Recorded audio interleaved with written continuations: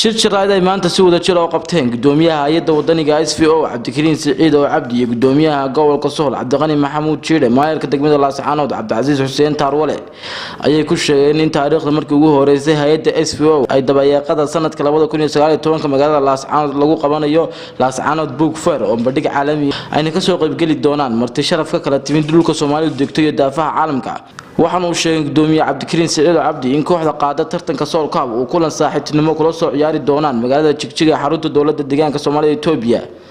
hay'adda SVO ayaa hay'adda ugu waxqabadka balaaran uguna waxtarka badan ee ka hirgelisay gobolka Sool iyo dhulka Soomaalidu degto madaxda heer gobol iyo heer degmo ayaa isla qiran hay'adda SVO ay tahay qorax u soo baxday gobolka Sool waxaana hadaladooda kamid ahaa sida tan maanta halkan ujeedada aan isku nimi waxa ugu horeysa in hay'adda SVO iyo maamulka gobolka Sool iyo maamulka degmada Laascaanood si wada jira insha Allah Abdullaah Kariim qorshahana in badan ugu soo jirnay sidoo hirgal lahaa meel wacan oo marayo inaan qaban doono haduu la yiraahdo Laascaanood Book Fair 10 bisha 12 sanadka 2019 insha Allah Abdullaah Kariim ama bisha December sanadkan tobankeeda inaan Laascaanood Book Fair insha Allah Abdullaah Kariim aan ku qaban doono magaalada Laascaanood xarunta gobolka Sool runtii Book Fair ka muddo ayaanu kala soo shaqeynay maamulka gobolka sidii iyo maamulka degmada Laascaanood sidoo u hirgal lahaa sidii aan hawsha u qaban lahayn alxamdulillaah rabbil caalamiin hadda meel dabayaaqo noo maraya maanta waxaan halkan ma garanaysaa aanu idinka sheegaynaa in taariikhda aanu qaban doono insha Allah oo ogtihiin gobolkeenani wuxuu caan ku yahay xagga qoraayada ama abwaanada oo taariikh soo jireen baynu u leenahay oo ma garanaysaa gobolada Soomaaliland gobolka ugu horeeya ee xagga qoraayada ama ma garanaysaa abwaanada xagga haday tahay gobayada iyo maasooyinka iyo ma garanaysaa waxa soo dhan baynu hiddo u leenahay waxa socdaad ogtihiin koob degmada Laascaanood loo qabtay oo run ahaantii aan dhihi karno waa koobkii ugu quruxda badnaa muddadii ma garanaysaa taariikhda ay soo martay gobolka Sool ama degmada Laascaanood waxaana ma hadda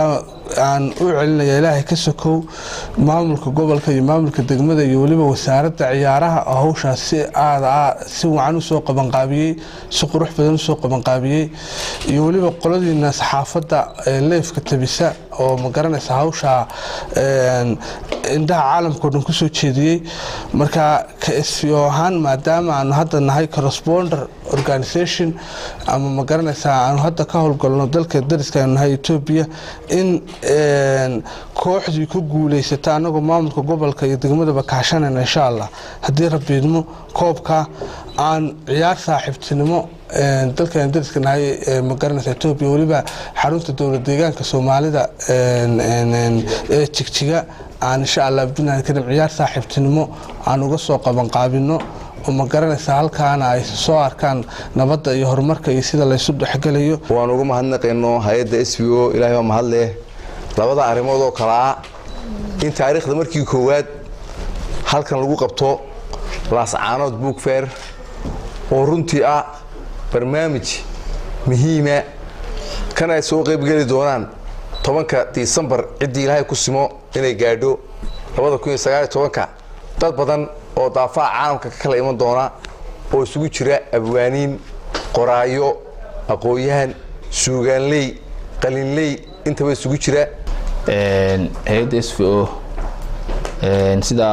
gudoomiyaheedu sheegay Laascaanood waxa lagu qabanayaa Book Fair insha Allah December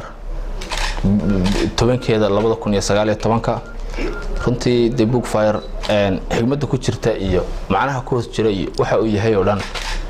hadda waxaan inta badan ka dheregsanahay waxay ka mid tahay talaabinka horumarka ee qarankan iyo gobolkan hore u qaaday ee hore ugu talaabsaday dadka ay aqoontooda xirfadooda qoridooda skillska ay qoraalka u leeyihiin waxba ku soo bandhigaya waa Farxaan Maxamed Aidiid wararka warbaahinta RTN Laascaanood